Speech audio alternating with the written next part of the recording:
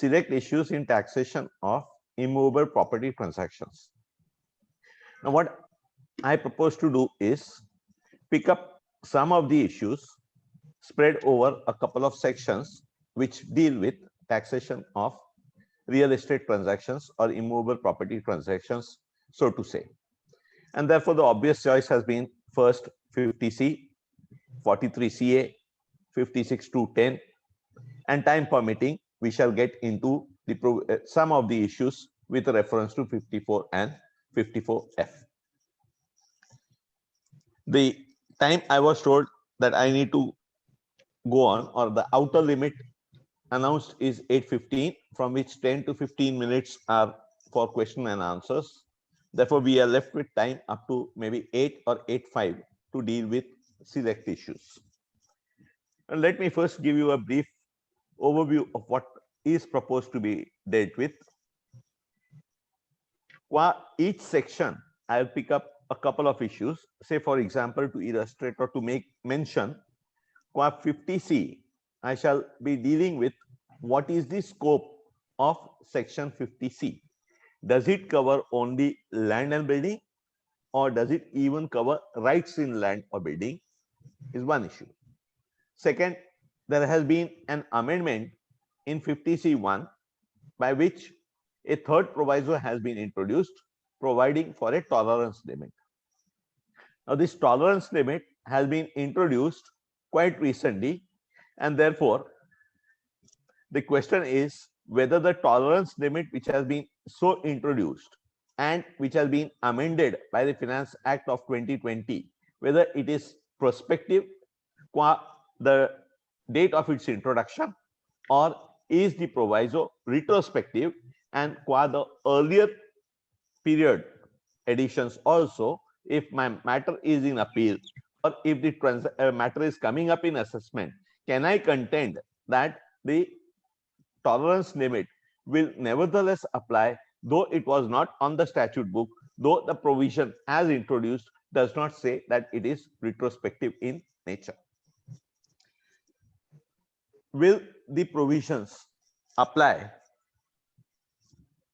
qua, will the provisions of 50C apply qua a transaction which started in a period prior to 50C? These are some of the issues qua 50C. Similarly, we shall be dealing with 43CA and also 56 to 10. When we come to each of the provisions, I shall make a mention of the issues which we propose to deal, and should, needless to mention, should there be any other issues to be dealt with, I shall be glad to address that. Now, first, what is 50C? 50C is a fiction. 50C applies to every SSE who transfers a capital asset, being land or building or both. Therefore, the trigger is transfer by an SSE of what? Of a capital asset, being land or building or both. One more condition being that the consideration which is received or is accruing to the SSE as a result of transfer of such a capital asset is less than the stamp duty value, so to say, of the asset so transferred as on the date of its transfer. If these be the conditions which are satisfied, 50C1 tells me that pick up the stamp duty value and adopt that as full value of consideration for the purposes of computing, for the purposes of section 48. So the fiction is for the purposes of section 48. One may say that this is a fictional taxation.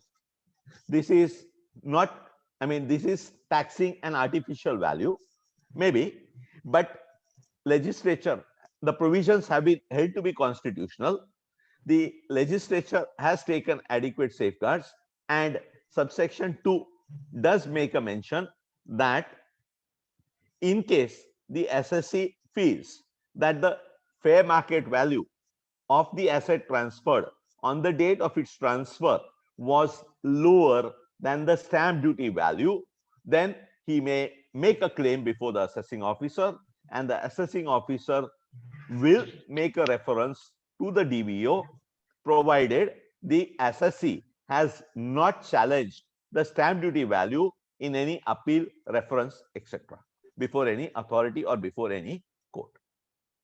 Now, so much so about 50C. I mean 50C1. Then you have two provisos there, which tell you that where you have fixed up a consideration pursuant to an agreement, and the date of such agreement by which you fix up the consideration is different from the date of registration for transfer of a capital asset, then compare the stamp duty value not on the date of transfer, but pick up the stamp duty value on the date of such agreement and compare the two. Because obviously there is a substantial time lag between the date when you enter into an agreement to fix up the amount of consideration and the date of transfer. Real estate transactions normally take a substantial period of time for being consummated into an actual transfer. Of course, there is one more proviso which says that we will allow you to go back on the date of agreement, go back to the date of agreement fixing the amount of consideration, provided, of course, the on or before the date of such agreement, you have received a part of the consideration through banking channels, so to say. Then you have from assessment year 1920 a tolerance limit which has been introduced. The tolerance, first they said, is 5%. The tolerance limit has been amended by the Finance Act of 2020, and now effective assessment year 21-22, so to say, the tolerance limit has been increased to 10%. In other words, if the difference between stamp duty value of the capital asset, being land or building or both, which is transferred by you, and the consideration received or accruing as a result of its transfer, if the difference is up to 10% of the consideration received or accruing as a result of transfer, the third proviso says ignore the stamp duty value. You continue computing your capital gains with reference to the consideration which has been received or is accruing as a result of transfer. Now, the first issue which I propose to take with and deal with in detail and take some time on that is, what is the scope of the term land or building or both? If you see the section, it applies when there is a transfer by an assessee of a capital asset, being land or building or both. So when I say land or building or both, do I mean the transfer of the entire land, ownership of the land, ownership of the building, or even rights in land or building would be covered within the sweep of section 50C? Now, it's important for us, therefore, to understand this, because similar is the phraseology in section 242 capital A.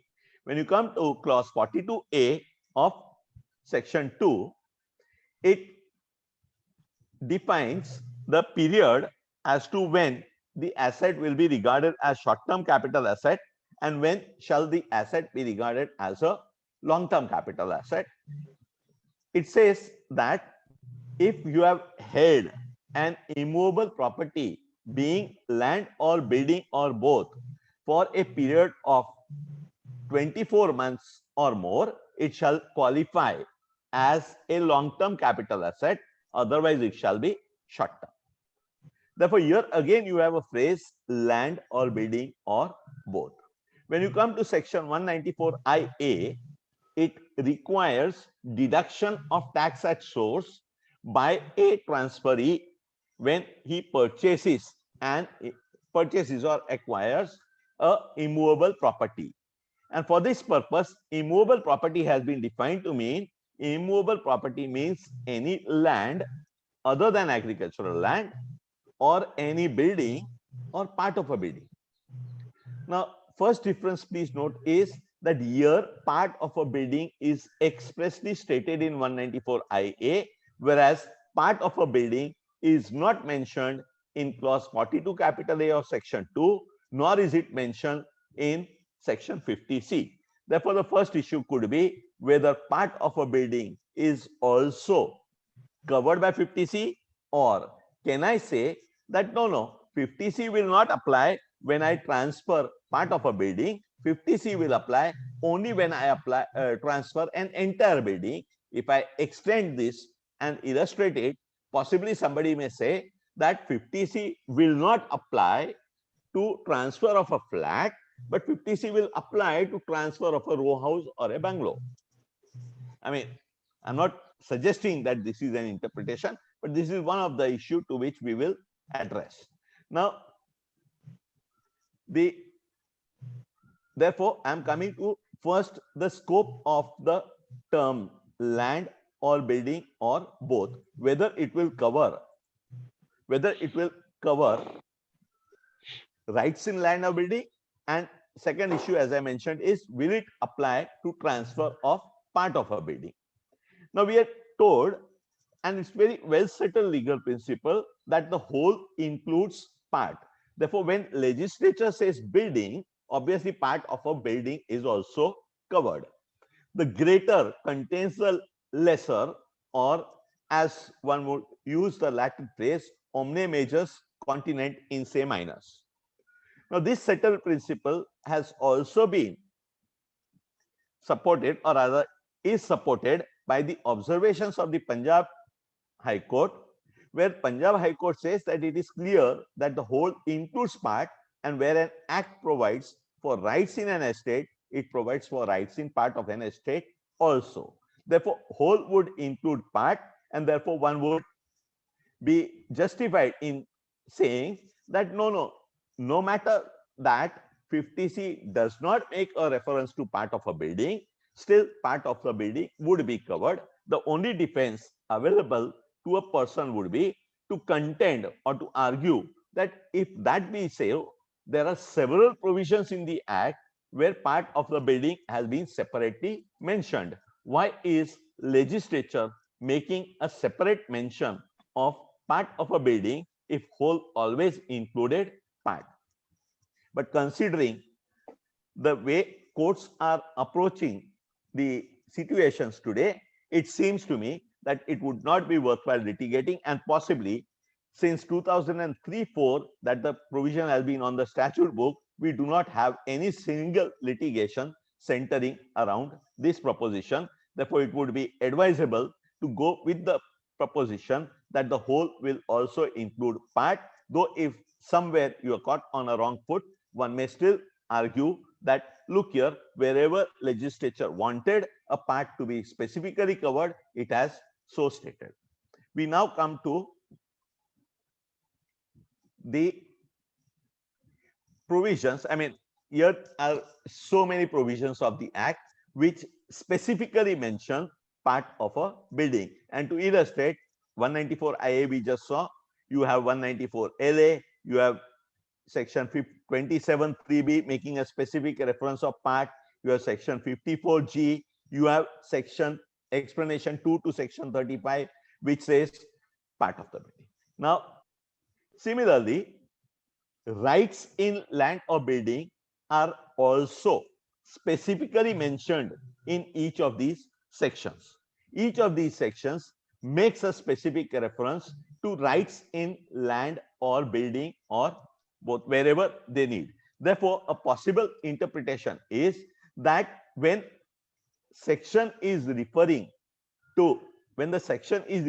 to land or building, it does not cover within its scope transfer of rights in land or building.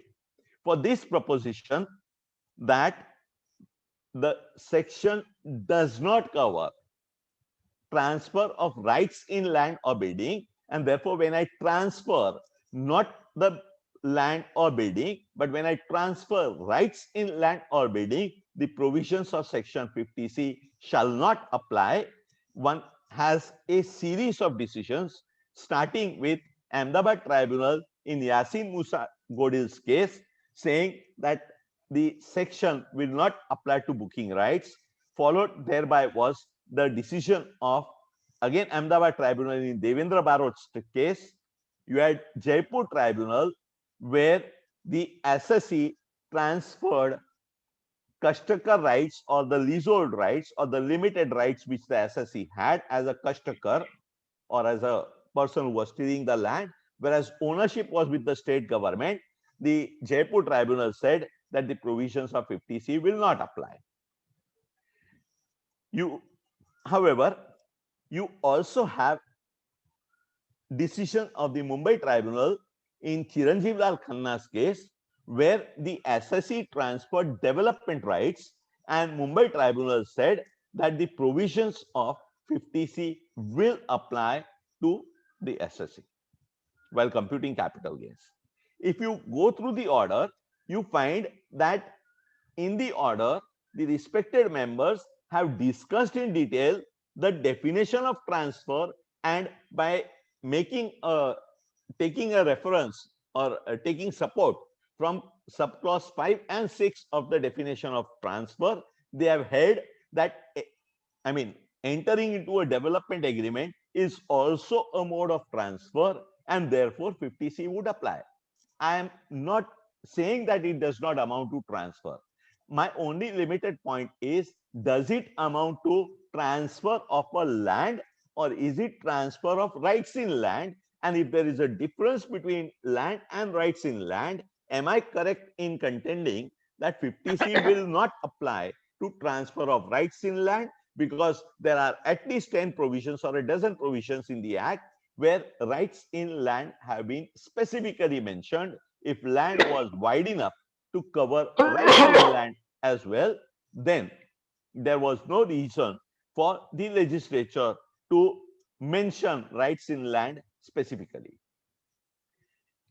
The appeal filed in the Bombay High Court in the case of Chiranjeev Lal Khanna's case is pending.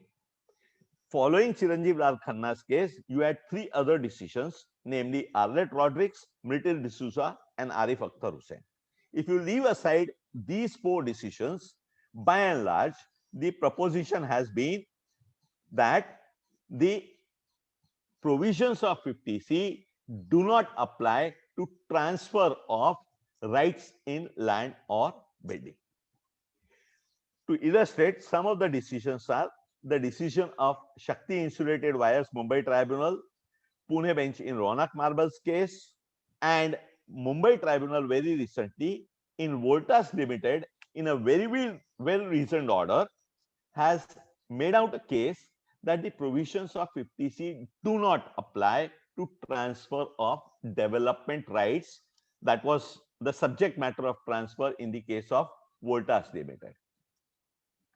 Now, if so clear is the position, and you have other decisions in Atul Puranik's case, the assessee transferred leasehold rights. The tribunal said, no, the provisions of 50C cannot apply because the assessee has not transferred land, he has transferred leasehold rights in land. Qua tenancy rights, you have decisions in the case of Kishori Gaitonde and Tejinder Singh, and you have other decisions as well from the Mumbai bench of the tribunal. Against the decision of Atul Puranik, the revenue has chosen not to file an appeal. Now, therefore, since revenue chose not to challenge the decision of the tribunal in Atul Puranik's case, when revenue approached the Bombay High Court in the case of Greenfield Hotels case and argued that no, we are aggrieved by the decision of the tribunal, Bombay High Court said, look here, what has the tribunal done? The tribunal has only followed its earlier decision in Atul Puranik's case. You have not preferred an appeal against the decision of Atul Puranik. Therefore, now you cannot come and have a grievance that the tribunal has erred or there is a substantial question of law arising from the decision of the tribunal in the case of Greenfield. However, in the case of Hitex products, the Bombay High Court the revenue came and filed an appeal. In this case, the revenue contended that 50C would apply. The court again held that what has happened is Atul Puranik has been followed. Now, what is the background of all this? The background of all this is the decision of the Supreme Court in Satish Shah's case, where Supreme Court has laid down a salutary principle that where revenue has accepted the decision of the court on an issue of law and has not challenged it in an appeal, then a subsequent decision following the earlier decision cannot be challenged. However, when it came to the appeal of the revenue in the case of Cancast Private Limited, the Bombay High Court admitted the substantial question of law.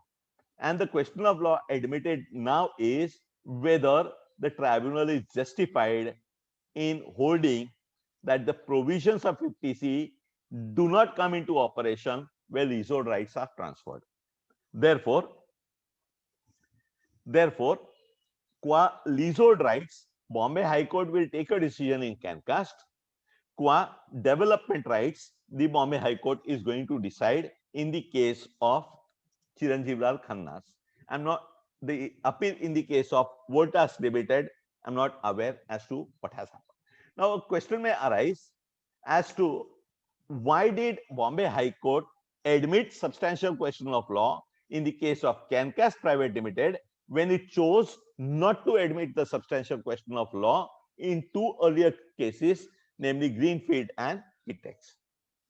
Bombay High Court in Cancast says that, look here, when we chose not to admit appeal of the revenue in the case of Greenfield Hotels and Hitex, nobody informed the court that the decision, appeal against the decision in Pradeep Steel Rolling Mills has been admitted.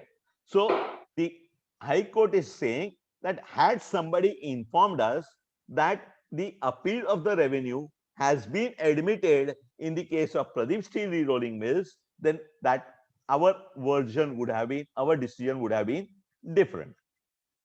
Again, in the case of Keki Dadi Set, the AO issued a notice under section 147. What was the basis? The basis was that the stamp duty value of the asset which you have transferred is greater than the consideration received or accruing as a result of the transfer, and therefore income has escaped assessment.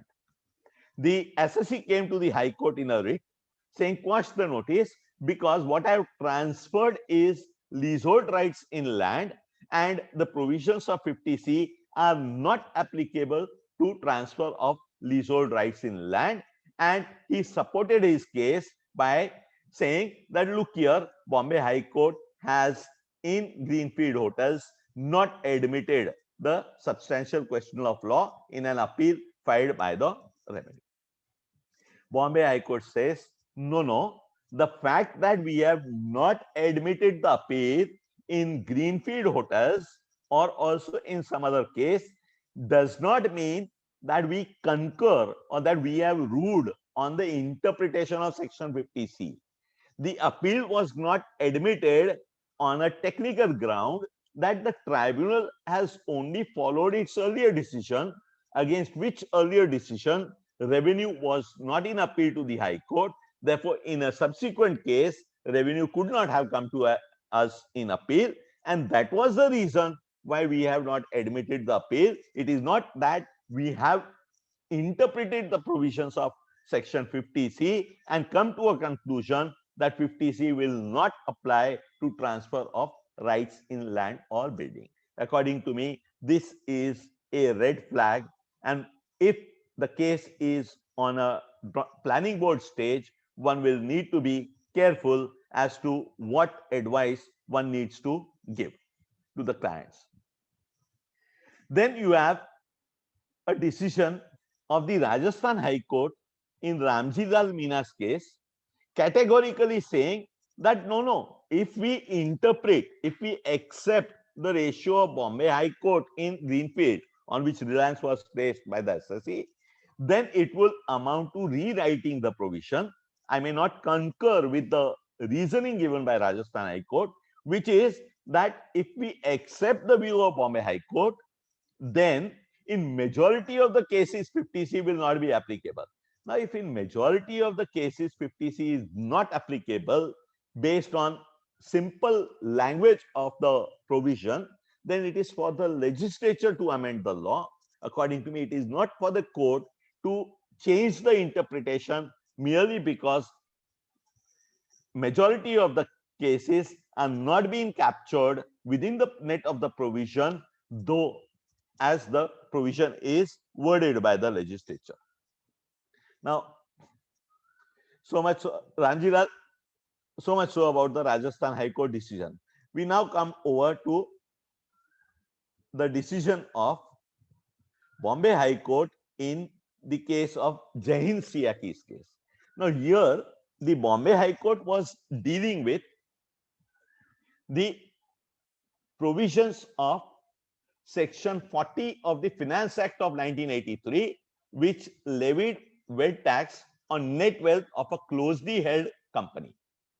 Now, for the purposes of computation of net wealth was not levied on all the assets of a closely held company. It was levied on a select items of assets which were mentioned in Section 40, subsection 3 of the Finance Act of 1983.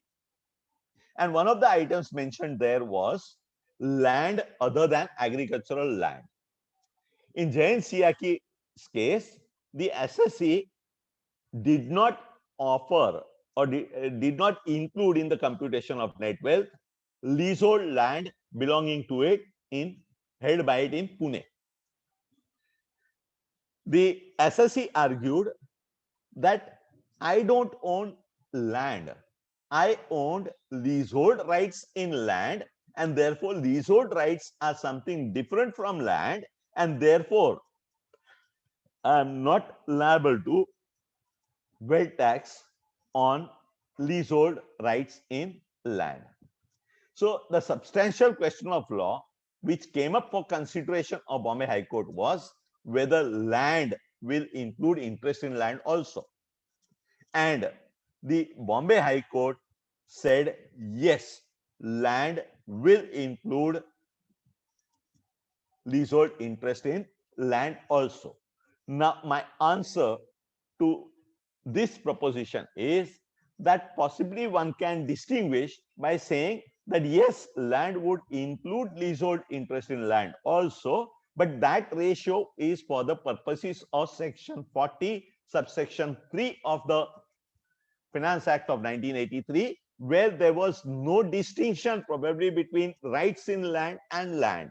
Whereas when we come to the provisions of the Income Tax Act, we find more than a dozen provisions making a specific reference to rights in land. If land always was wide enough to cover rights in land, there was no reason why at more than a dozen places we have a specific reference of rights in land. One will have to wait for the decision of the High Court and probably later on for the Supreme Court to take a call on this. I may also mention that development agreement, when a person enters into a development agreement, he virtually transfers all his rights to the developer.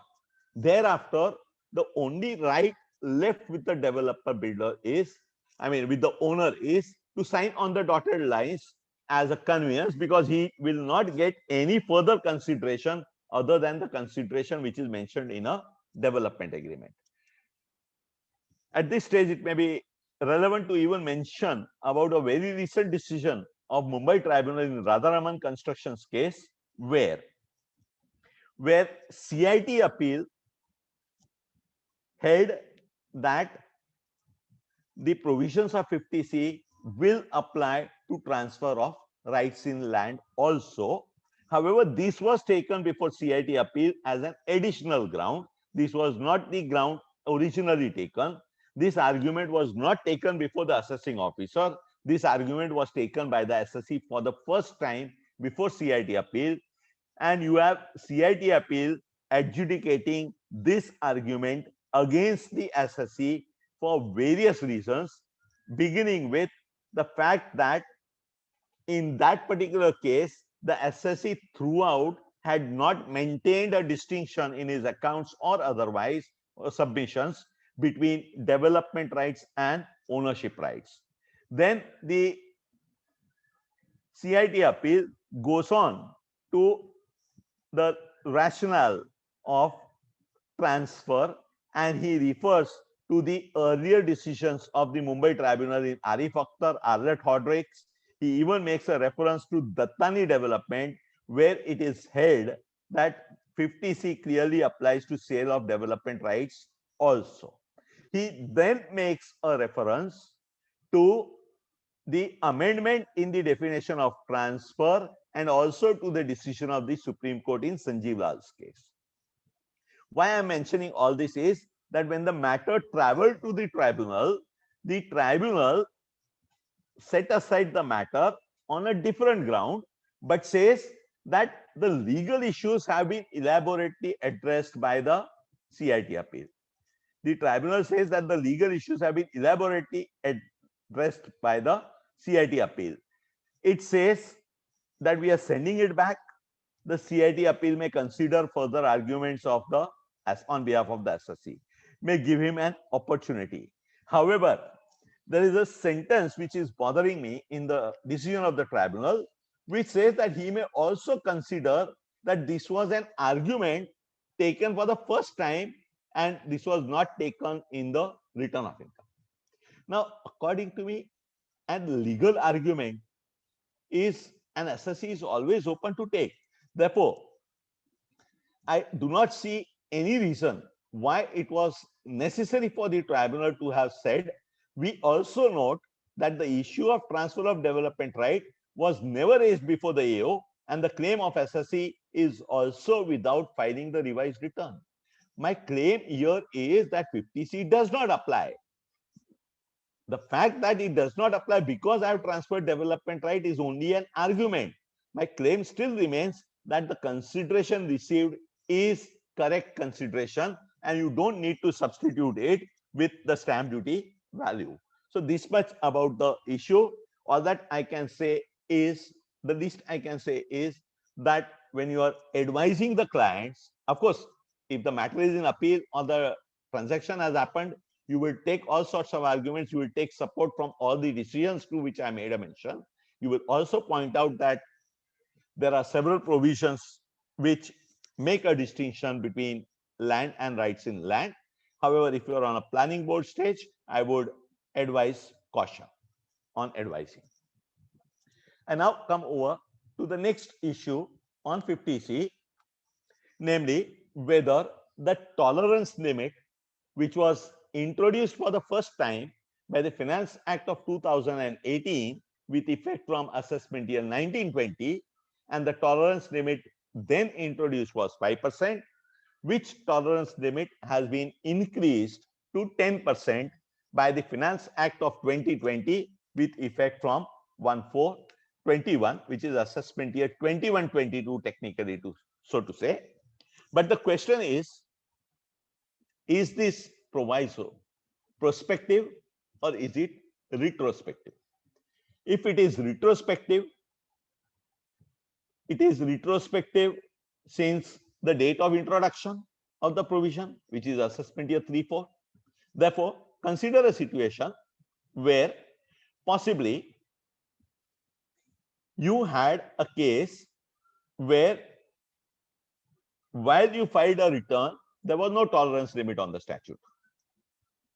When the assessment was going on, quite possible that the provision read that a tolerance limit of 5% is fine. And if at all you have chosen to file an appeal and you are in appeal, now you have a provision which says that a tolerance limit of 10% will be tolerated. So the question is, what is retrospective? Is 5% retrospective and 10% prospective? Or do I say that a tolerance limit of 10% is retrospective from assessment year 2003 and 4? Now, why has this tolerance limit been introduced? Tolerance limit has been introduced because CBDT in its circular number 8 of 2018, while explaining the reasons, has mentioned that it was pointed out that there is a variation between the stamp duty value and the actual consideration because of various bona fide reasons, because similar properties in the same area, because of a variety of factors, could have a different value. Therefore, they say, fine, we are introducing a tolerance limit of, we meaning the legislature has introduced a tolerance limit of 5%. The tribunal in Maria Fernandez's case was dealing with an assessment year much prior to the introduction of the tolerance limit. Was dealing with the assessment year much prior to introduction of tolerance limit. The difference between the stamp duty value and the consideration received in the facts of this case was more than 5% but less than 10%. However, when the matter was being argued before the tribunal, the amendment made to the provisions of 50C by the Finance Act of 2020 were already in place.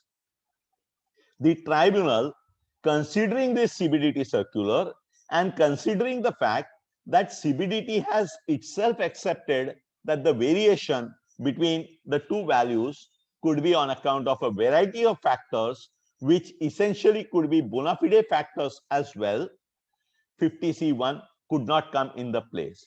They said once the situation is decided to be addressed, then the remedy should be retrospective, and they held it to be retrospective from assessment year 3-4, the date of introduction of the provision.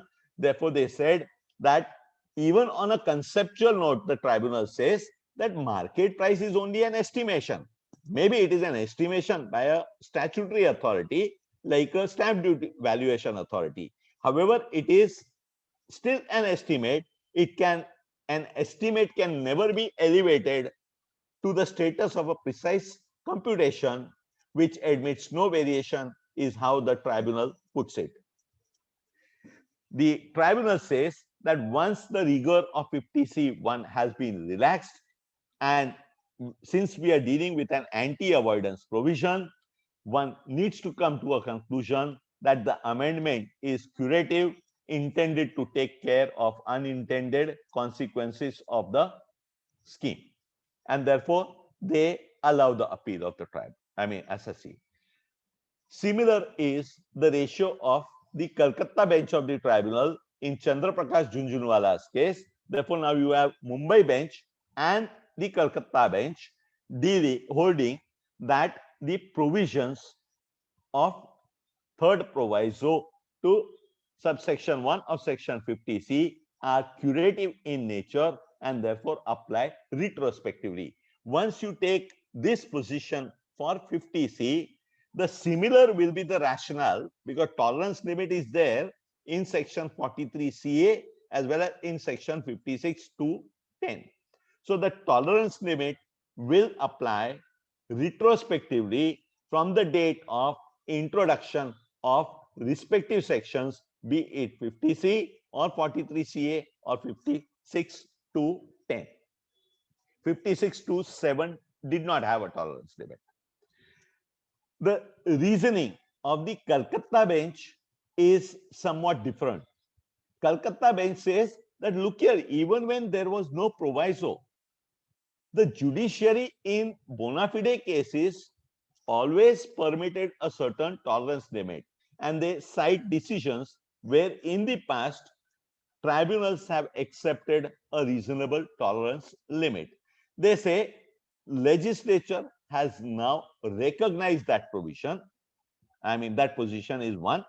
Second, they say that the proviso, according to the Calcutta bench, is not a substantive change, but it is a change of a procedural nature and therefore will apply retrospectively. One may or may not concur with the decision of the Calcutta bench. One may find the rationale of the Mumbai bench to be more appealing. Be that as it may, one still has a decision from the Calcutta bench as well, which will be binding on the authorities in, I mean, functioning under the jurisdiction of Calcutta bench, that the provisions of the proviso are retrospective. So much so on 50C. I shall now switch over to the issues dealing with 43CA. Now on 43CA, the issues which I would like to deal with are, just give me a minute to change the presentation, please.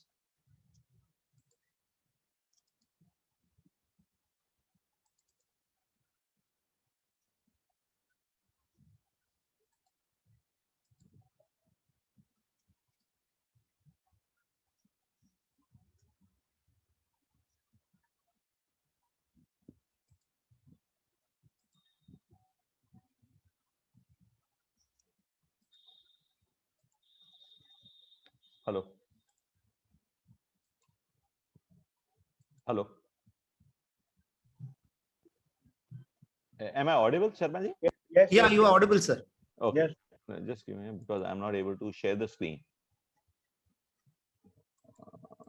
Just give me half a minute.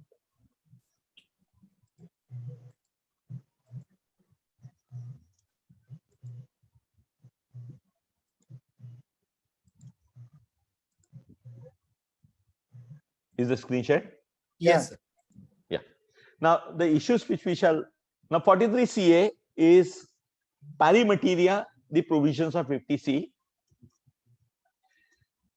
The difference being that 43CA applies when there is a transfer of land or building or both, which is other than a capital asset. So 43CA uses the phraseology transfer of an asset into brackets other than capital asset, being land or building or both. The rest of the provisions are the same by and large between 50C and 43CA. 43CA has come into force with effect from assessment year 14-15, and since it applies to an asset being land or building or both other than a capital asset, it would apply to transfer of land or building or both held as stock in trade. Now the first point is that will the provisions of 43CA apply to a case where a flat in a building under construction was allotted prior to introduction of 43CA, but the agreement was entered into after 43CA came into force, and therefore now of course you may say, so what? I mean, the 43CA has a provision that if the date of agreement fixing the value of consideration is different from the date of registration of the transfer, then go back to the stamp duty value on the date of agreement fixing the value of consideration and compare the two. My point is that I am taking a case where I made allotment of a flat pre-introduction of 43CA, and at the time when I made the allotment, 43CA was not on the statute. So I allotted flat at a price which was less than the stamp duty value. Today, when the profits of that flat are being offered, when the building is ready for building is ready for the possession being handed over, occupation received or otherwise, I am now asked by the assessing officer, why should 43CA not apply? This is one question. The second question is, even the subsection 3, which says go back to the date of agreement fixing the value of consideration, is applicable only if the initial payment was received by a mode through banking channel. So if I had received initial booking in cash on a Bhumi Pujan day, the provisions of 43CA subsection 3 will not apply, and therefore technically, literally, I can be told that no, in your case, I am not going to look at the stamp duty value on the date of agreement fixing the value of consideration, but I shall look at the stamp duty value prevailing on the date of transfer. This is another issue which is bothering. The third issue which we will consider is whether 43CA will apply to a building under construction, or will it apply only to a building which is ready? Can you say that a building under construction is not a building, it is not land either, and therefore 43CA will not apply today? I'm not saying that 43CA will not apply at all.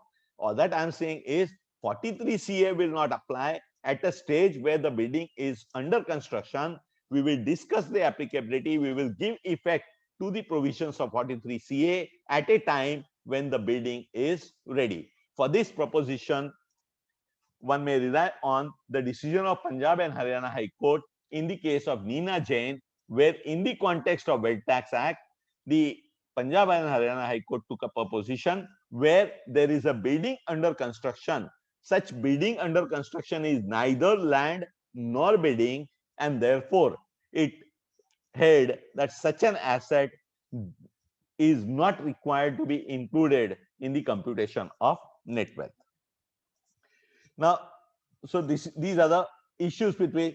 The third issue possibly we can deal with is whether the ratio of all the decisions which have been rendered in the context of section 50C will apply to the provisions of 43CA, because the two sections are pari materia, with the difference being that 43CA applies to stock in land or building or both held as stock in trade, whereas 50C applies to land or building or both held as a capital asset.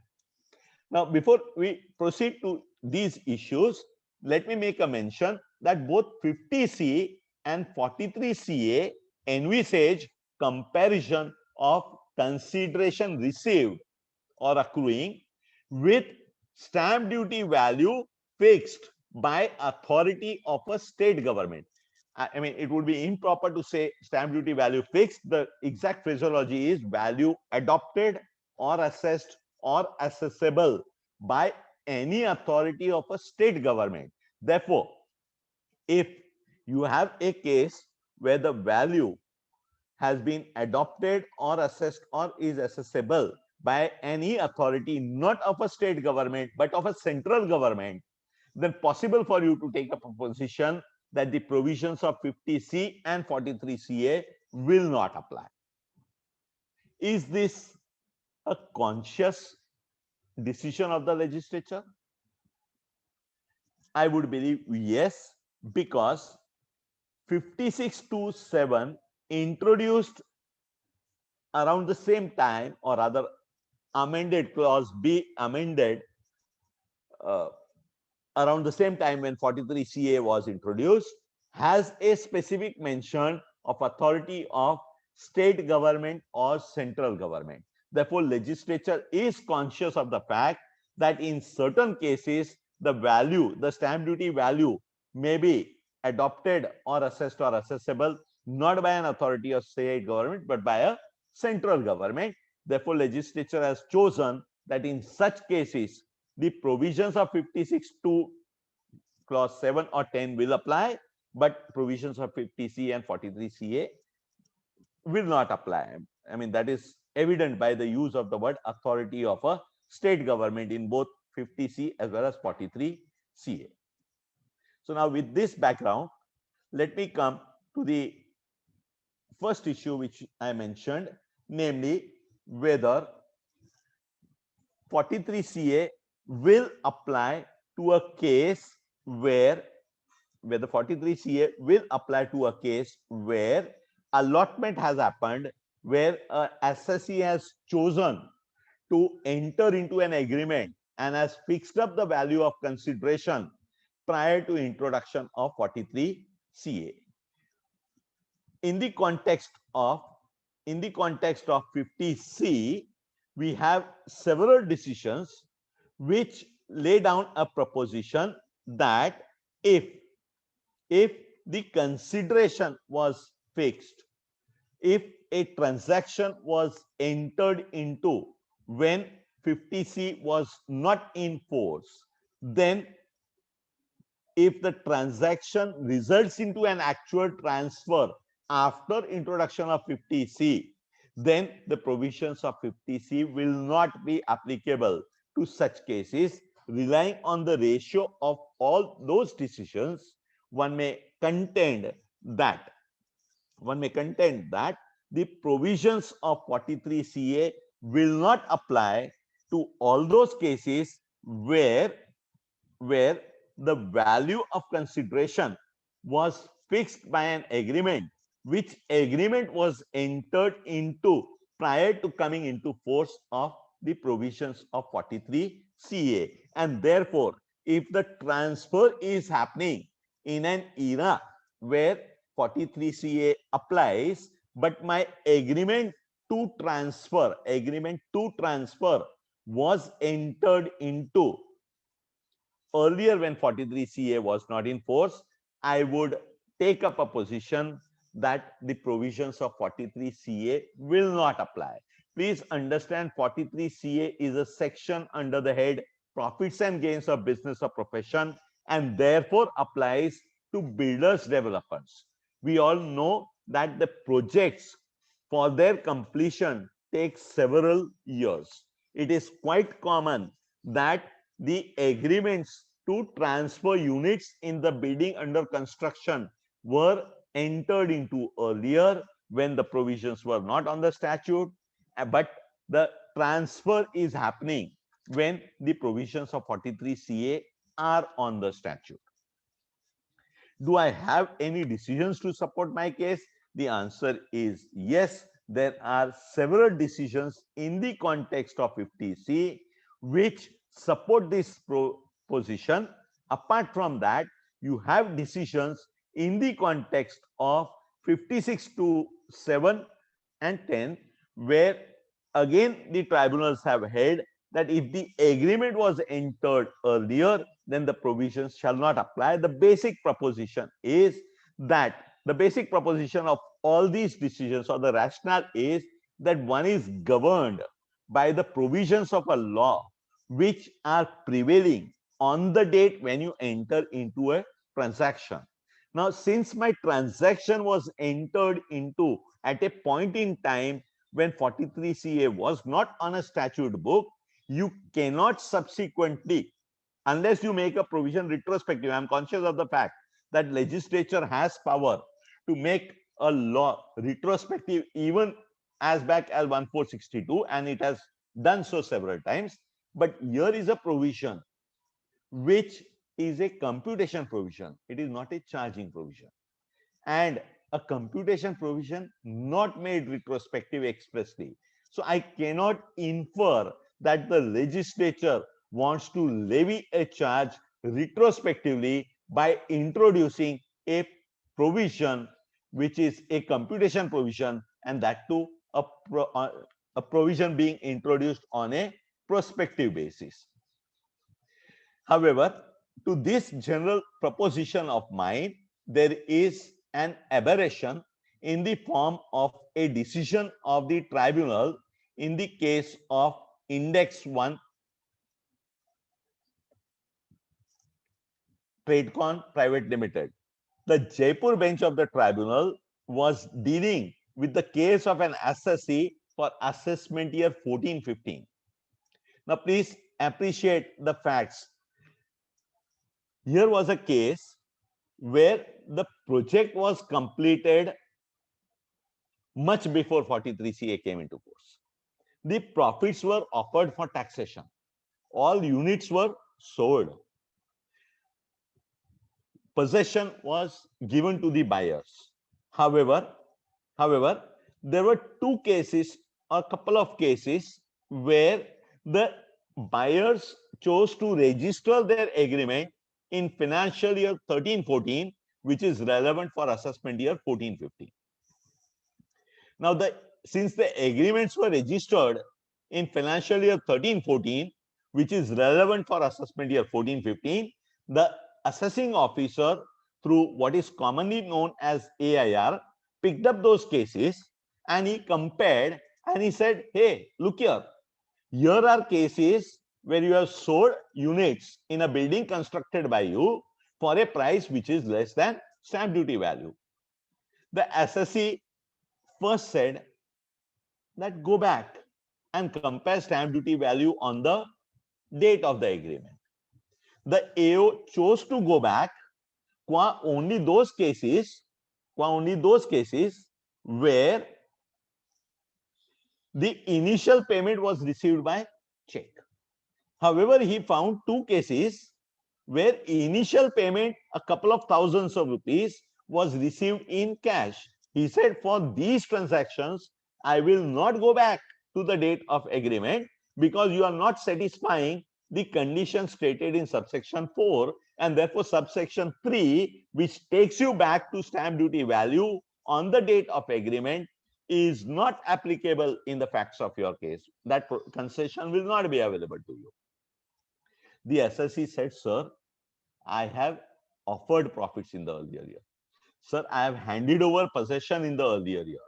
The buyers are staying or have let out those flats. The rental income is reflected in their returns, etc. The AO said nothing doing. The matter had to travel to a tribunal. The tribunal went through the provisions of subsection 3 and 4.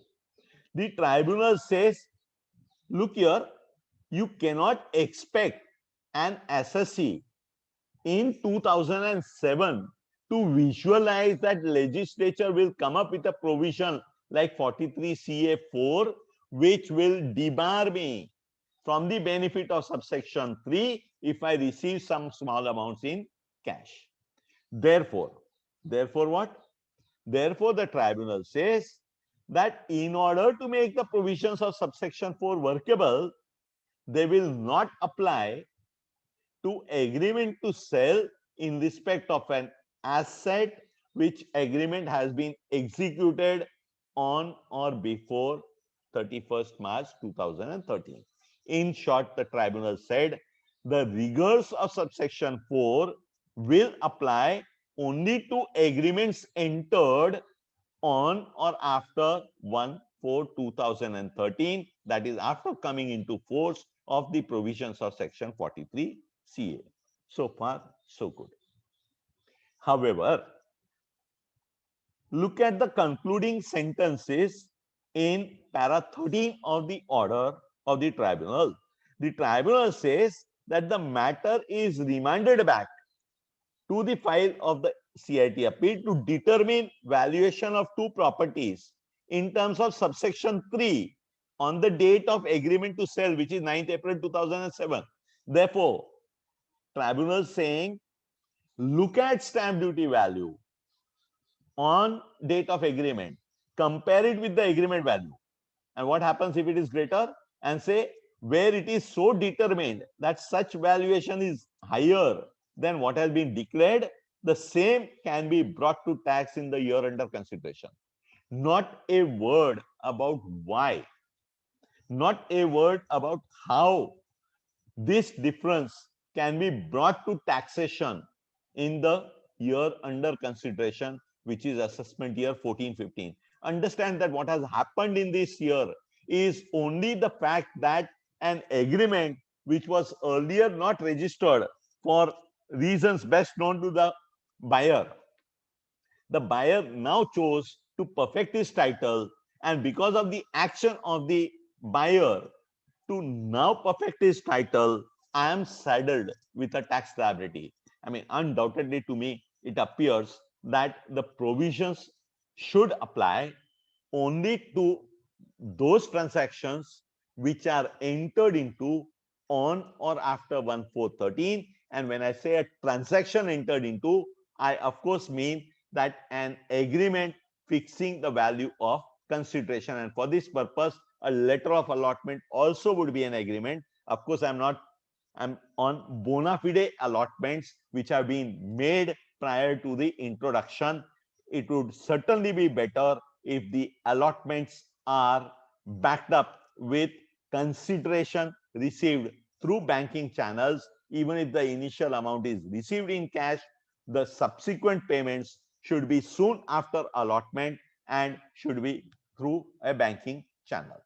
Now coming to the next proposition as to whether the ratio of all the decisions or ratio of the decisions which have been rendered in the context of 50C will apply while interpreting the provisions of 43CA. The Pune bench of the tribunal had an occasion to consider this in the case of Bhute Patil properties, and the SMC bench of the Pune tribunal says that since the provisions are pari materia, all the decisions which have been rendered in the context of 50C will apply to 43CA as well.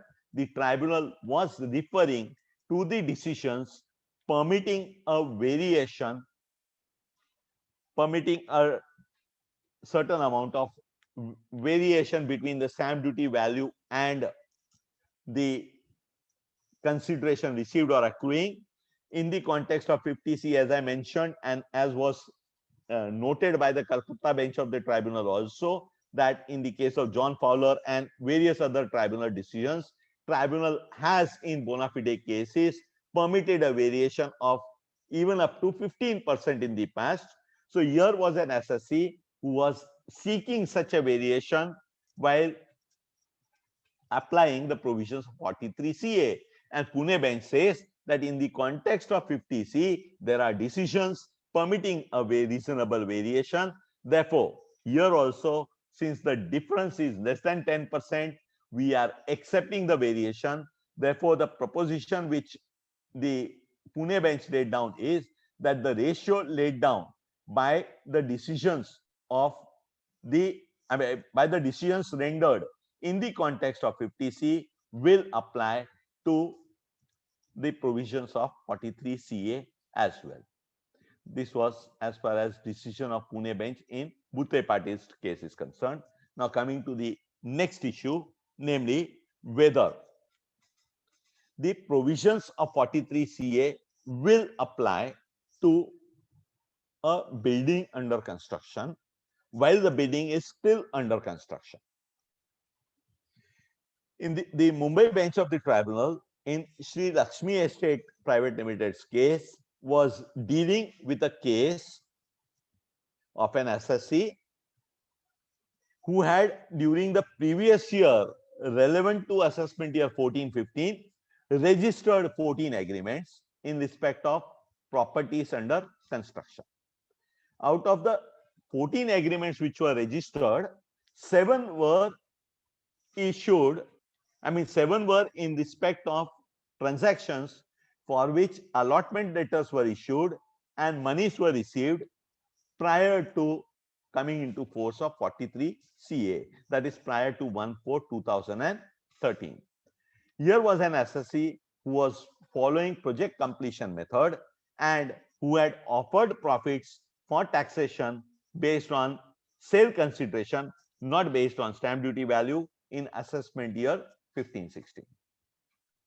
The assessee pleaded that if at all the difference needs to be taxed, it needs to be taxed in the year in which the project was completed. So since in the year under consideration, the project is not completed, do not apply provisions of 43CA. The tribunal noted that it was only that the agreement was registered during the year under consideration, nothing else has happened. The agreement did mention that the property was under construction. The tribunal held that agreement was registered not for property per se, but for a property under construction. Therefore, the tribunal recognized that there is a difference between a property per se and property under consideration. The tribunal raised a question to itself whether provisions of section 43 CA would apply to such a case.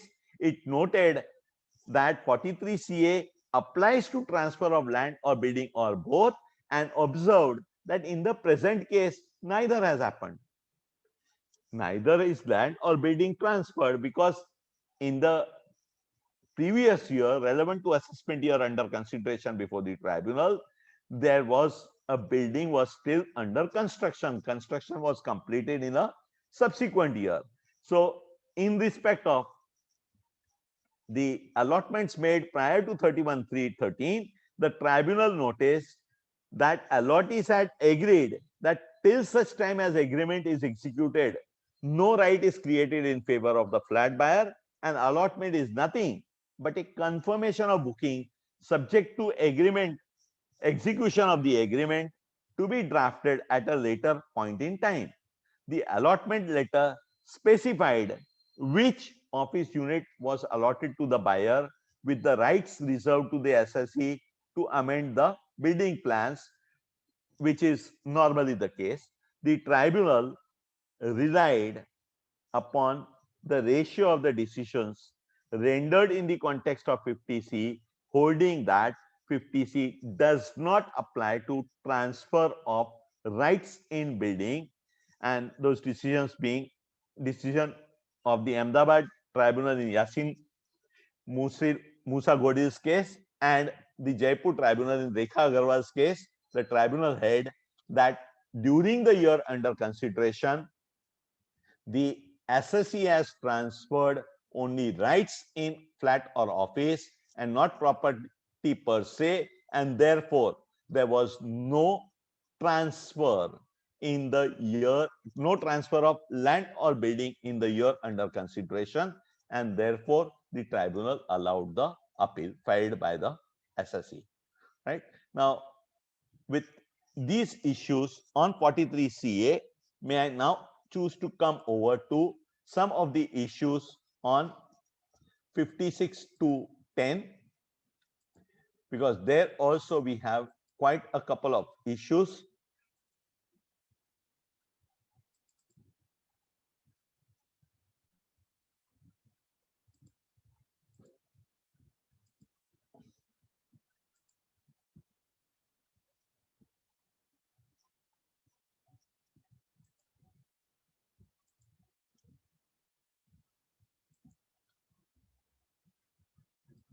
Has the screen changed?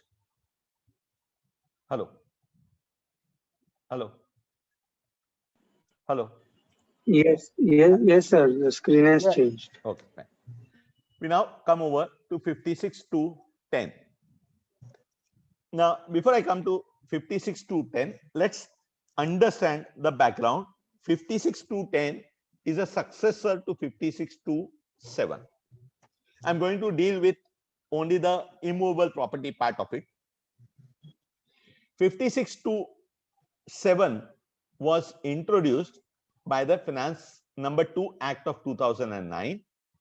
It replaced 56 to 6, which was applicable only to monetary gifts, if I may so call it. Property received in kind, either without consideration or for inadequate consideration, was not covered by 56 to 6. So legislature felt need for introduction of 56 to 7. 56 to 7 introduced with effect from first in respect of cash or immovable property or specified property mentioned in that clause received on or after 1st October 2009, applied only to individuals and HUF. 5627 as introduced with effect from 1st October 2009 did not apply to receipt of immovable property for inadequate consideration. In fact, let me put it this way, it did apply even to a receipt of a property for inadequate consideration. However, the legislature amended the clause by the Finance Act 2010 with retrospective effect. So, please understand that receipt of immovable property for inadequate consideration, which means receiving immovable property for a consideration less than its stamp duty value, was covered by 5627 as it was introduced by the Finance Number 2 Act of 2009 with effect from 1st October 2009. Come Finance Act 2010, legislature says, hey, wait, I'm going back to 1st October 2009 and deleting receipt of immovable property for inadequate consideration from the scope of 5627. Why are you doing that? And we have the memorandum explaining us the reason for this.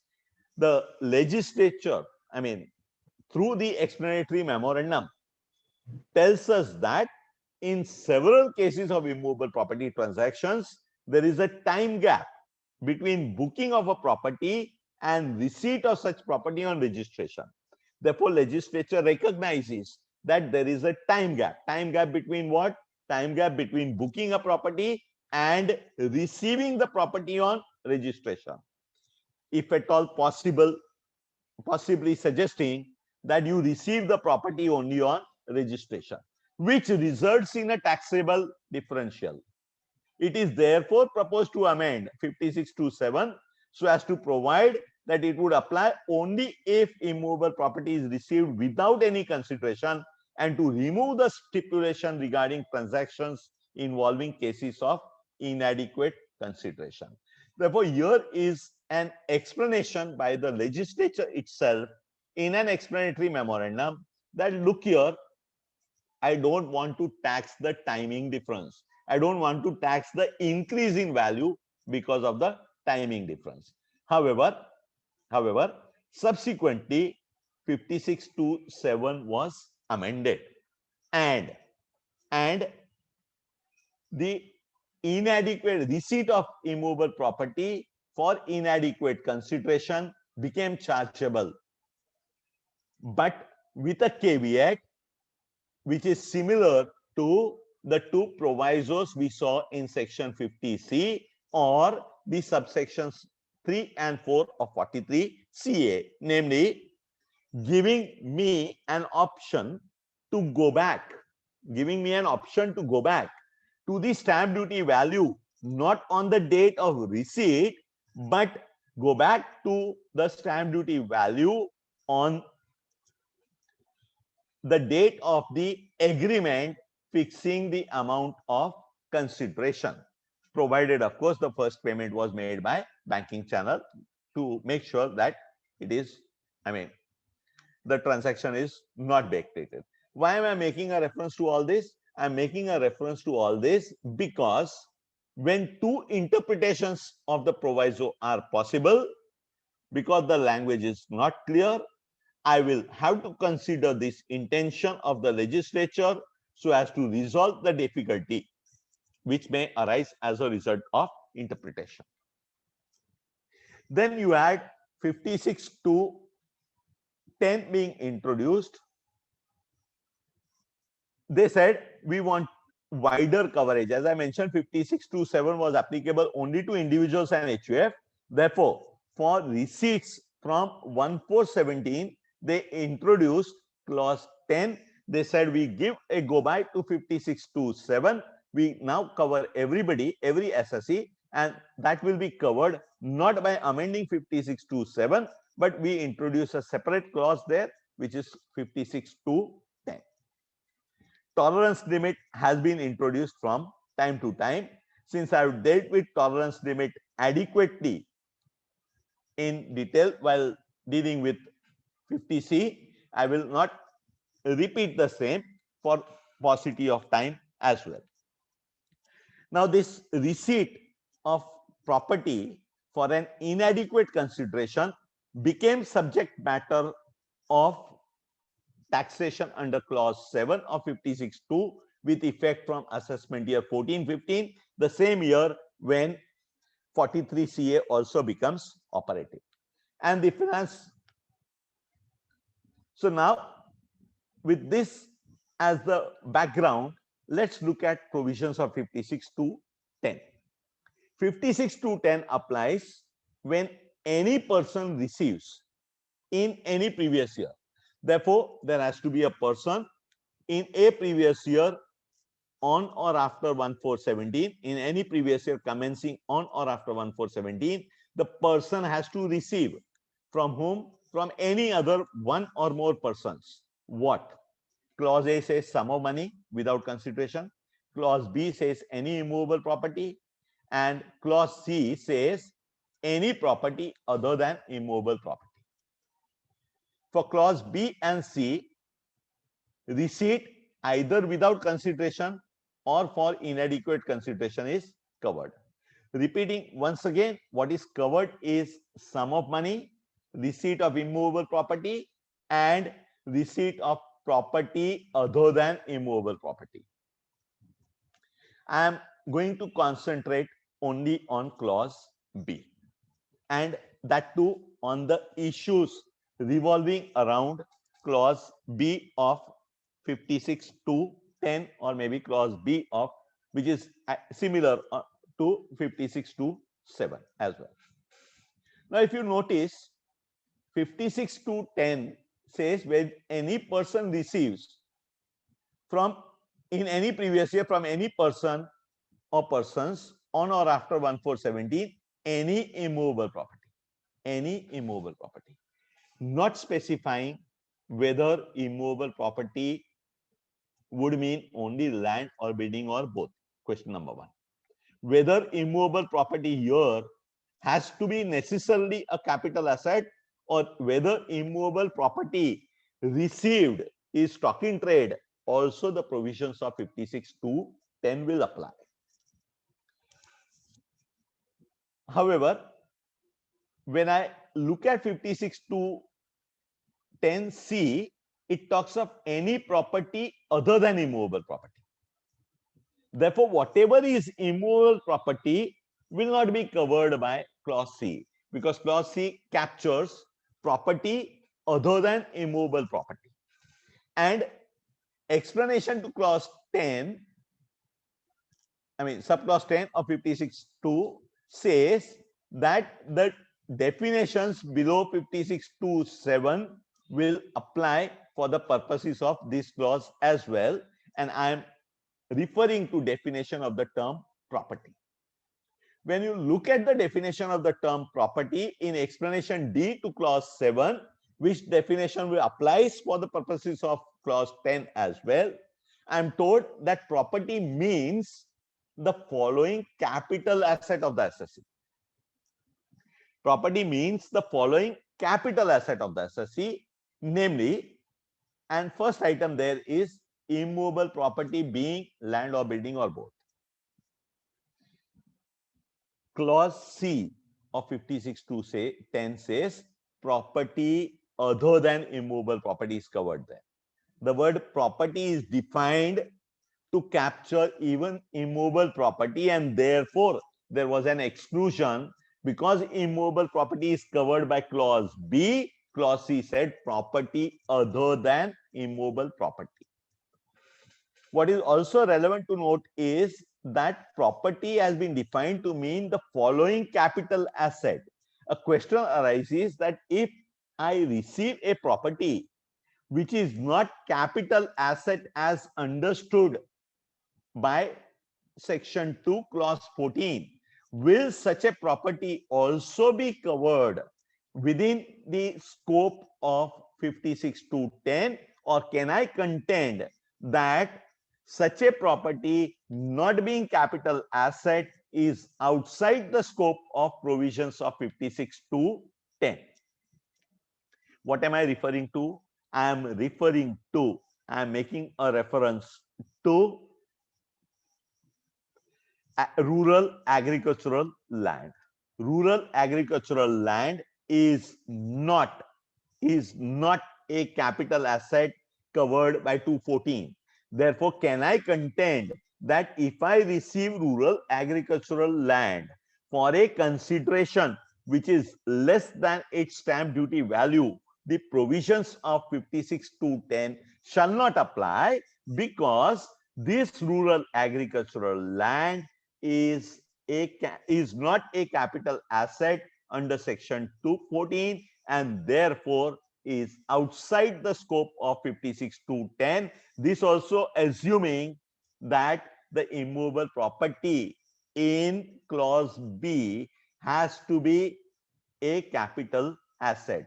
Quite possible, I mean, revenue has taken up a position that when you look at clause B, it talks of only immovable property. Therefore, why should I read the words capital asset here? Why should I read here the fact that the reference to immovable property is only to land or building or both? I can understand even rights in immovable property to be covered by the word rights in land or building to be covered by the word any immovable property. These are the issues which we are going to address. Therefore, to once again paraphrase or to summarize the issue, what is the scope of clause B? Will it cover only land and building, or will it also cover rights in land or building? Will it cover, assuming it covers only land and building, which is my view, will it cover land or building or both held as capital assets, or will it also cover land or building or both held received as stock in trade? Next is, will the provisions of 56(2)(10) apply only to immovable property situated in India, or will it also apply to an immovable property situated outside India? These are the issues. Before we proceed to answer these issues or to consider the arguments for each of these issues, it is relevant to, let us also understand that 56(2)(10) has, for the first time, clause C of 56(2)(10) uses the word property. Other than clause C, the word property for the first time is used in the proviso. Which is the proviso? The first proviso below 56(2)(10)(C. It says, provided that this clause, therefore clause 10, shall not apply to any sum of money or any property received from any relative. Therefore 56(2)(10) shall not apply if I receive property from my relative. I am on the question whether immovable property in clause B will cover only land or building or both, or even rights in land or building or both. On first principles, I am testing the proposition. Let me assume that it applies even to rights in land or building or both, because there is a doubt. Okay, fine. So if you presume that rights in land or building or both are also covered by clause B, then what happens? Then when you come to clause C, the term property, what is covered in clause C is only property other than immovable property, and for the purpose of clause C, definitely the word property is defined undoubtedly. Property includes land or building. Property includes immovable property being land or building or both, is what we saw. in the definition. Right? Property means the following capital assets being, namely immovable property being land or building or both. If you take the interpretation that clause B will apply, clause B will apply even to rights in land or building, you will end up with in a situation where if you receive from your relative land or building or both, you will be covered by the exclusion because of the proviso to 56(2)(10). However, if you receive from your relative, very same relative, rights in land or building or both, then you will not be entitled to the exclusion. Now, it would be certainly fallacious to say that from the same relative, when I receive a larger asset, legislature is saying it is outside the purview of my taxing provision.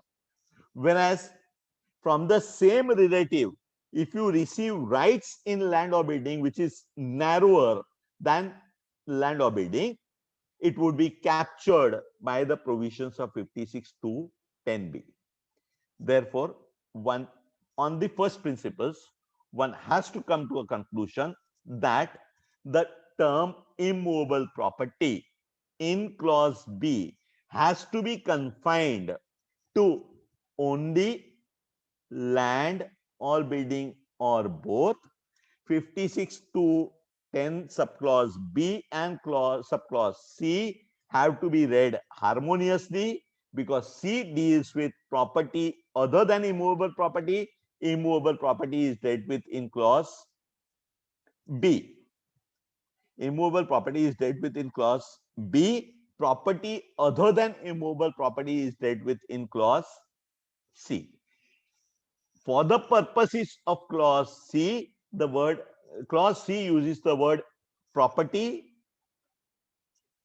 and property is defined to cover immovable property being land or building or both. That is why the exclusion in the language of subclause C. So I conclude by saying that the term immovable property in subclause B will cover only land or building or both. Now, coming to the question as to whether it is necessary that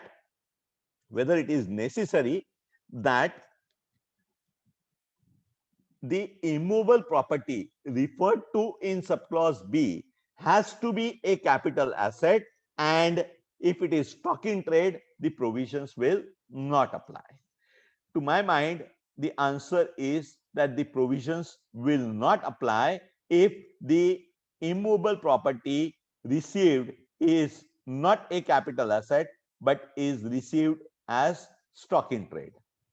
The reason being that if one goes back to the legislative history, one finds that the explanation defining the word property, the words means the following capital asset were introduced retrospectively. And what was the reason for introduction?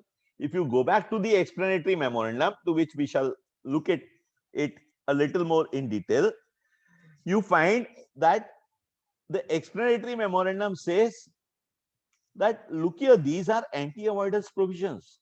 These are provisions which are meant to apply to transactions which are not entered in the regular course of business. Therefore, legislature is trying to tell me that the transactions entered in the normal course of business, the provisions of 56(2), then provisions of 56(2)(7) did not apply. Therefore, to my mind, the word capital asset here is used as an antithesis or as an opposite of what is stock in trade, and possibly it would be, I mean, though respecting the judicial precedents, the term capital asset here has been understood to mean capital asset as defined in 214. I would personally feel that looking at the entire scheme of things, the word capital asset here has been used to mean something which is not stock in trade, and to this somebody may say, but the word is defined in 214. Correct, but then the definition section 2 says, unless the context otherwise requires, possible to hold a view that one may come to a conclusion that the context requires that the word capital asset here should mean not capital asset as defined, but capital asset as some, I mean, the word capital asset here means something which is not stock in trade. Now, first, let us look at, okay, now what we need to compare to determine the inadequacy of consideration is the stamp duty value. And the word stamp duty value has been defined to mean value adopted or assessed or assessable by any authority of either central government or state government for the purpose of payment of stamp duty in respect of an immovable property. Now, I was on a question whether when I receive a immovable property outside of India for a consideration less than the fair market value, if I lose the call, so will the provisions apply?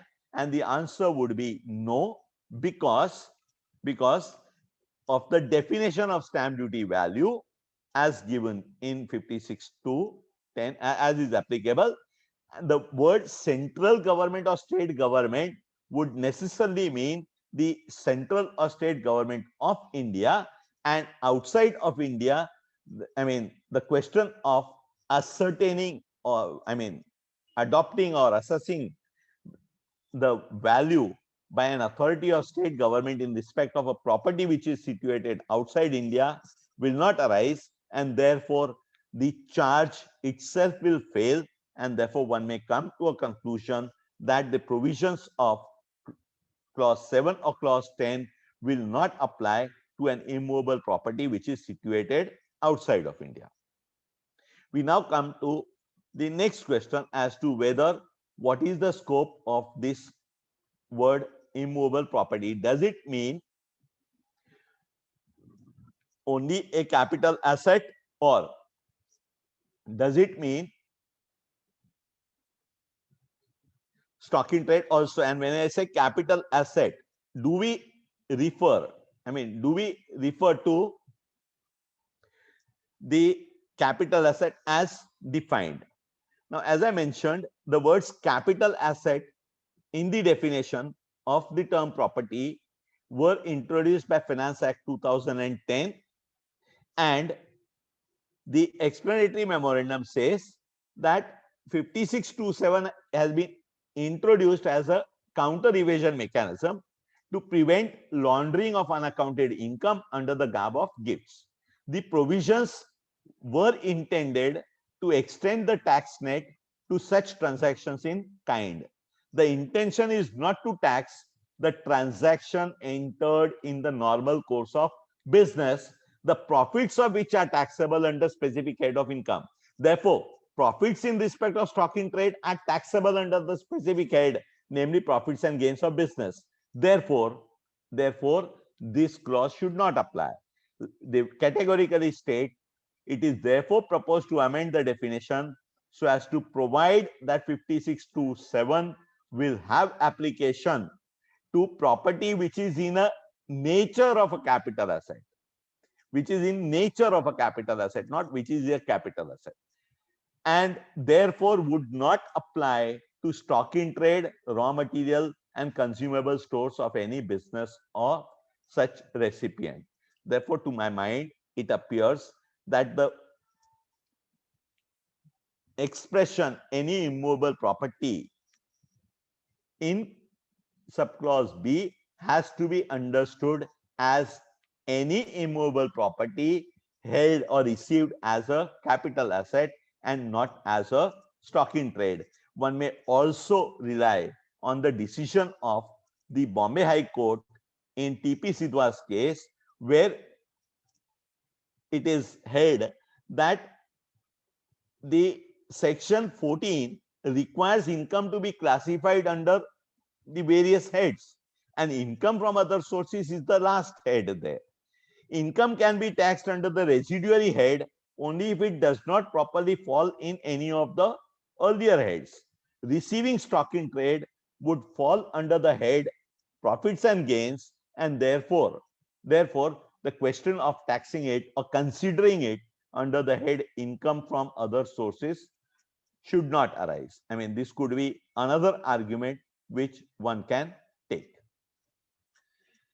For the proposition that 56(2)(10) will not apply to immovable property held as stock in trade, you can even rely on the decision of the Jaipur bench of tribunal in Ashok Agarwal HUF's case, where the tribunal, considering the definition of property to which I made a reference, the CBDT circular, as also the earlier decision in Premchand Jain's case, came to a conclusion that if immovable property received by the SSC is stock in trade of the SSC, then irrespective of the fact that such a property has been received for a consideration less than its stamp duty value, the provisions of 56(2)(7)(b) would not apply. There are on behalf of the SSC, reliance was placed on various other decisions of the Jaipur bench as well as the Pune bench of the tribunal. Now,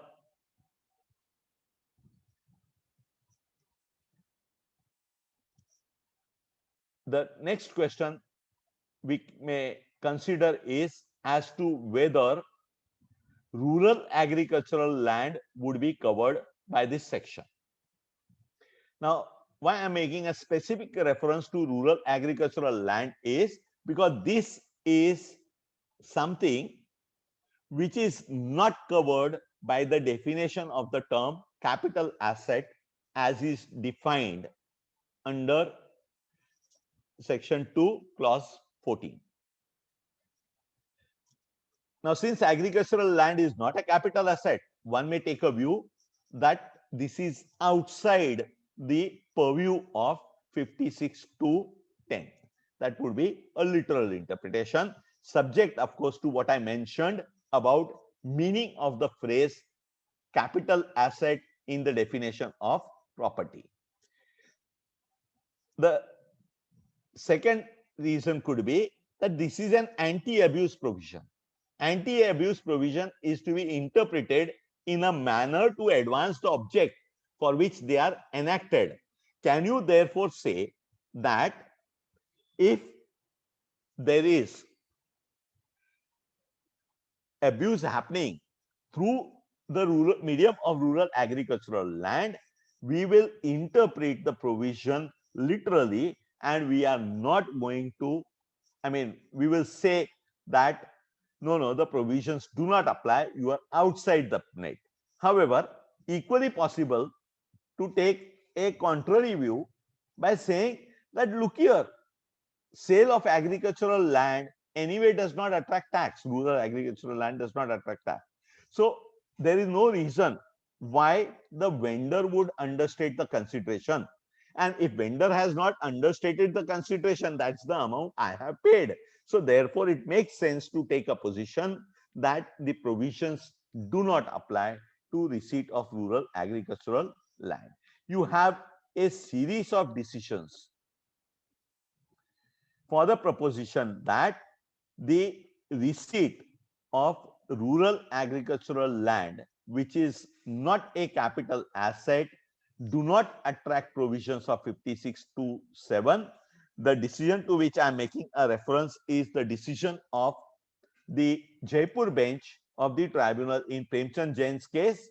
However, please note that the Jaipur bench itself, in a decision in Trilok Chand Sen's case, has taken a position that receiving agricultural land for a consideration less than stamp duty value will attract provisions of 214. How there in Trilok Chand Sen's case, the Jaipur bench went by the language of only subclause B. They did not travel to subclause C and the definition of the term property. And therefore, they reached the conclusion that let's look at the literal interpretation. They said literally what is stated here is immovable property, and immovable agricultural land is certainly immovable property. So where is the question of excluding it? Where is the question of excluding it is what the Jaipur tribunal said in Trilok Chand's case. Subsequently, the Pune bench in Mubarak Gafur Korabu's case, considering this contrary decision of Jaipur tribunal, took a view in favor of the SSC, and they explained that Jaipur bench of the tribunal has interpreted subclause B without looking at what is stated in subclause C and also in explanation small d defining the term property. Therefore, they chose not, the Pune bench chose not to follow the decision of Jaipur tribunal in Trilok Chand Sain's case. Subsequent to the Pune bench, you also have a Mumbai bench of the tribunal in Sachin Dhotre's case taking a position that the provisions of 56(2)(7) do not apply to receipt of agricultural land which is not a capital asset as defined in 214. Therefore, the judicial view appears to be that A, the expression any immovable property in subclause B has to be understood as that immovable property which is a capital asset, and the expression capital asset has to be understood as has been defined in 214. This is as far as the issues with reference to clause B were concerned. Will the tolerance limit, now the tolerance limit was not there in clause 7, but the tolerance limit was introduced in 50C, and as I mentioned, tribunals have taken a position that the introduction is retrospective. So question arose as to whether the tolerance limit will apply to 56(2)(7 also. The answer is yes, the tolerance limit will apply to 56(2)(7 also, though that clause 56(2)(7, 56(2)(10) does have a tolerance limit inbuilt into it, but 56(2)(7 did not have tolerance limit. So for all your pending cases for a period covered by 56(2)(7, you can argue that the tolerance limit specified in 50C will apply with equal force to 56(2)(7 also. What is the rationale? The rationale is 56(2)(7 is applicable to a receiver of an asset. 50C is applicable to a seller of an asset. If something is not taxed by the legislature in the hands of the seller, it would be fallacious to tax it in the hands of the receiver as his income. This is not what I am saying. This is what the tribunal also has accepted. Now, you have a series of decisions of the tribunal. Delhi bench in Gitika Sachdev's case, Bangalore bench in Rama Reddy's case, as also the Bangalore bench in Sandeep Patil's case, holding that the tolerance limit will apply to the provisions of 56(2)(7 as well.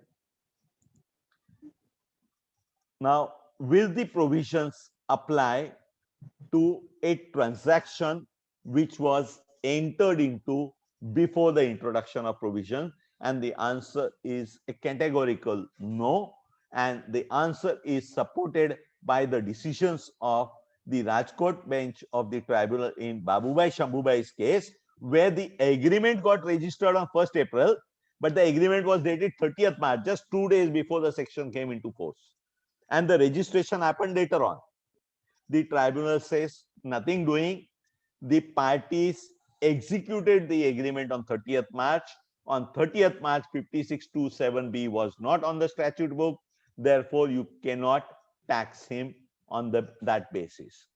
Similar is the ratio of the Ranchi bench of the tribunal in Bajranglal Naredi's case, as also of the Vishakhapatnam bench of tribunal in Annala Anjibabu's case. As far as the tolerance limit is concerned, I have taken. However, please note that in the Jaipur bench did hold that in respect of an agreement entered into in 2010, it said that the stamp duty value as on 2010 will apply. Therefore, it did take a position that an agreement entered before 5627 coming, but the receipt happening after 5627 coming, the provisions would apply. But to my mind, this was the position only because the assessee did not argue before the tribunal that the provisions were not in force in 2010 when I entered into an agreement. Therefore, please hold that the provisions will not apply to my case. That's now coming to the last issue, because I'm conscious that it's 8 o'clock and I have to leave. 10 or 15 minutes for question and answers, but just 2 or 3 minutes. The provisions of 5627 or 10 apply when an assessee receives an immovable property. Now, when you say receives, what exactly do you mean? Do you mean registration and therefore judicial or de jure receipt? Or if you have entered into an agreement which is not registered, you have received possession of the property, can you say that you have received property? I would believe yes. What 5627 visualizes or 5610 visualizes is the de facto receipt and not necessarily a de jure receipt. This is also the ratio of the Jabalpur bench of tribunal in Rakhi Agarwal's case. And since the tax is on a person receiving, a person must receive the property in his own right, not in my right as a power of attorney holder. Therefore, if somebody is executing a power of attorney in my favor, giving me certain rights as an attorney, then those rights I receive as an attorney, those are not ownership rights, and therefore to receipt in my capacity, receipt of an immovable property in my capacity as a power of attorney holder, the provisions of 5627 or 10 would not apply. For this proposition, reliance can be placed on the decision of Amritsar bench of the tribunal in Gurudev Singh's case. Now, I did mention earlier that the revenue should not be given a second inning. I think I was mentioning it offline before we started. See, 50C, 43CA, as well as 56 to 10 have an inbuilt provision where the AO is required to make a reference to the DVO for the purpose of ascertaining the fair market value of the asset on the date of its transfer. Many a time it so happens that the assessing officer fails to make a reference to DVO and the assessee suffers in the process. It is seen that the CIT appeal at times makes a reference to the DVO. But many a time CIT appeal also does not make a reference to the DVO. The matter travels to the tribunal and the tribunal says, hey, okay, what is your grievance? That the AO ought to have made a reference to the DVO. He did not make a reference. So fine, we are now directing him to make a reference to the DVO. Of late, an argument is taken that at the tribunal, if you make a reference to the, you direct the AO to make a reference to the DVO, then you are giving a second inning to a assessing officer, and assessing officer who has miserably failed in his duty in making a reference to the DVO and making a correct assessment should not be given a second inning.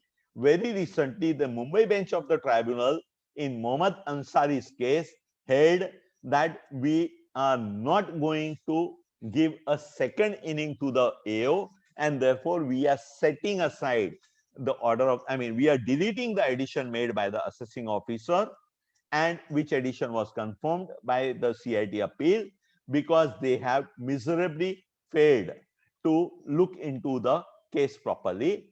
And to the similar effect are the decisions of the Agra bench of the tribunal in Hariom Garg's case, where also the tribunal held that department cannot be allowed a second inning by sending the matter back to the AO to enable the revenue to fill the lacuna and shortcomings, and further putting the SSC to face a retrial for no fault of the SSC. And you also have Jalandhar bench of the tribunal in Devvrat Sharma's case. I think with this, I will stop. I mean, we can go on and on with issues, even qua these three sections. Forget about the issues with reference to various other provisions of the Act. I'm conscious of the fact that it's dinner time and there could be, I need to leave, as the organizer said, some time for the question and answers. But that is Thank always you. flexible and dil mange more. No, Without no, referring to the questions with provisions of the Act, one more issue you can consider, and then we can go to the question and answer. You can take an issue. You can Okay. take an issue and Okay. just deal on that. You may not. The other issue in which is common to all the three provisions is that all the three provisions require stamp duty value on the date of agreement. So a question arises as to what is the date of agreement. When you say agreement, what is it? Is letter of allotment an agreement? Is a correspondence entered into between the buyer and seller an agreement? Can agreement be an oral agreement? Now, without getting into the case laws, etc., the answer is yes, a letter of allotment is also an agreement for the purposes of all these three sections. And if I can demonstrate that here is an allotment which was made at a date which is earlier than the date of registration of the agreement, and of course subject to the proviso that there was a banking, I mean, receipt by a banking channel on or before the date of the agreement, then such letters of allotment have been recognized to be an agreement for the purposes of 50C, and there have been decisions even in the context of 56(2)(7). For a letter of allotment to constitute an agreement, to my mind, it should be dated, it should be signed by both the parties, it should mention the exact description of the property which is to be transferred, the consideration should be quantified, the likely or the expected possession date should be quantified, I mean, should be mentioned. Basically, all the items which a person would find, the broad commercial items which a person would find in a agreement proper should be there in the letter of allotment, necessarily should be signed by both the parties, because an agreement is something which the two parties understand, I mean, something which the two parties understand in the same manner is what an agreement is. So that is what I would feel is an agreement. Okay, thank you. So now we can go to the question answer. Hmm. Ashok or Sanjay, can you take up the question? Hello. Hello, Ashok.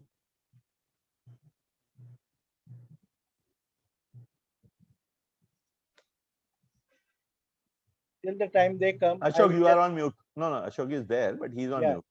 No problem. I will start the question. Yeah, Whether for 50 CA valuation, do we have to consider immovable property held as stock in trade at stamp duty value or book value? As according to the definition provided by explanation to 5627, property means capital asset only. Your input will be highly appreciated.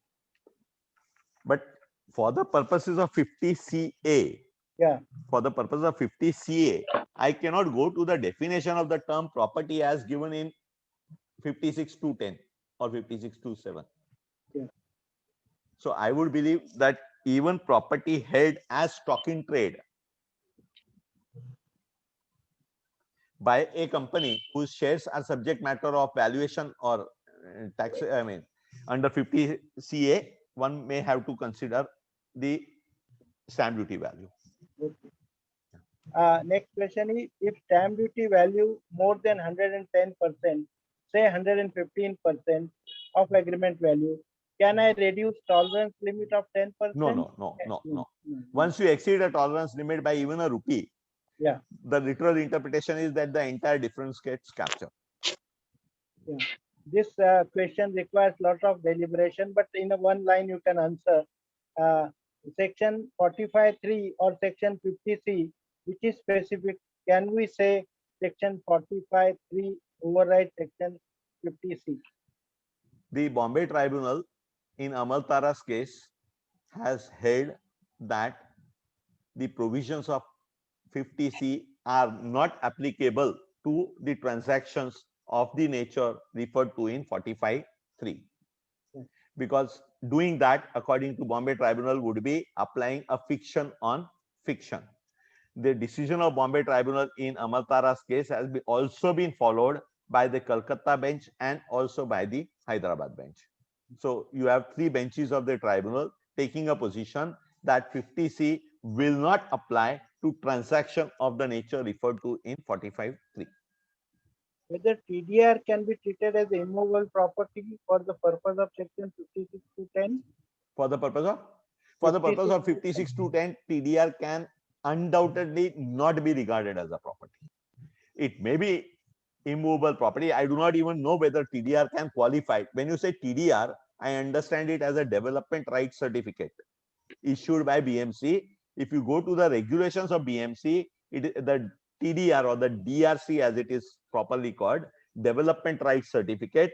The development right certificate is a negotiable instrument, and therefore it is not even an immovable property.